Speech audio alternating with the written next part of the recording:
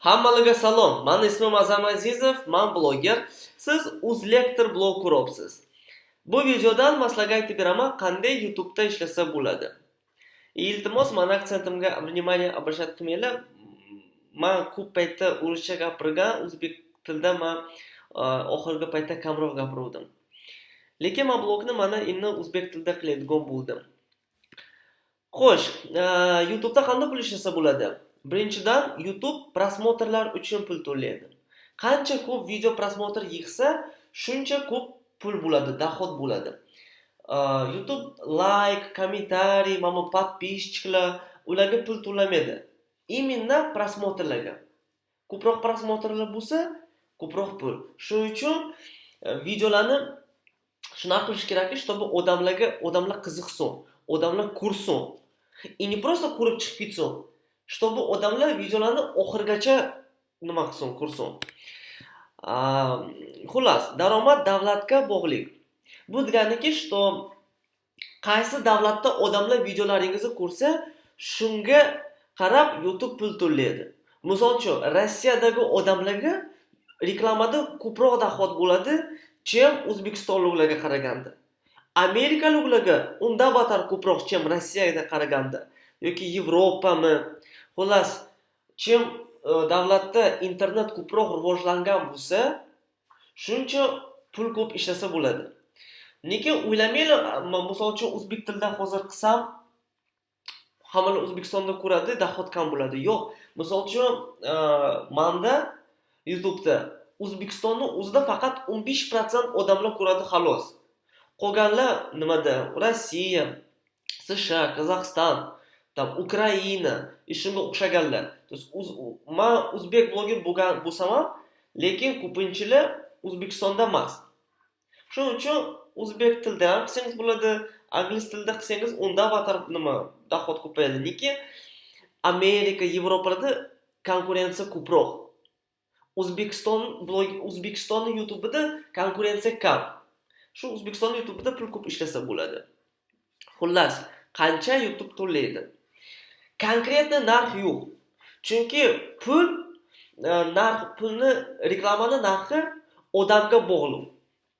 Kim ko'rayotgan bo'lsa, misol uchun, agar video biznes haqida bo'lsa, значит sizni biznesmenlar ko'radi yoki shu bilan qiziqqan odamlar. Shunga pul ko'proq bo'ladi.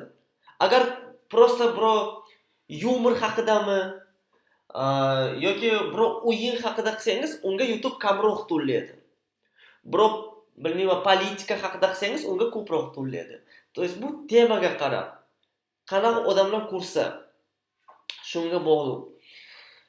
Lekin общий средний aytsam, средний plus-minus примерно 70 sent mingta prosmotrga. 10 mingta prosmotrga $7. 100 mingta prosmotrga $70.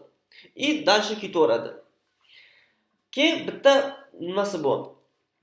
Qanday endi pul ishlasa bo'ladi? Misol uchun, mana YouTube kanal chiqardingiz, sozdat qildingiz. Endi partnyorka degan nimaga ulash kerak? Partnyorskiy programma degani. Mana men 3 ta eng populyarni yozdim ekranda: Air, VSP va Quiz. Ular protsentini oladi. 20-30% komissiya oladi. Lekin asli bundoq. Misol uchun, siz asli $1000 ishladingiz.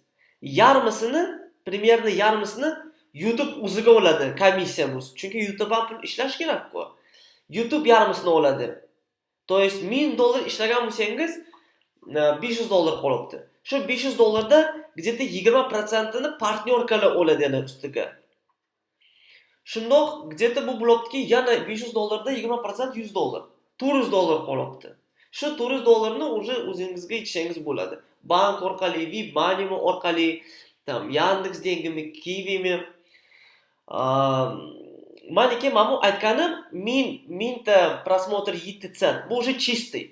То есть asli mingta prosmotrda где-то $1,5 bo'lsa, чистыми mingta prosmotrda где-то 7 sent qoladi. Plus yana partnyorka kam urishi mumkin. Xullas, bunda hozircha tamom. Agar sizga bu qiziqarli bo'lsa, qanday YouTube'da pul ishlash yoki biror savollar bo'lsa, kommentariyada yozinglar, men shu javob berish uchun отдельный video qilaman. Ham video yoqqan bo'lsa, like bosing va подписаться qiling kanalga. Xayr.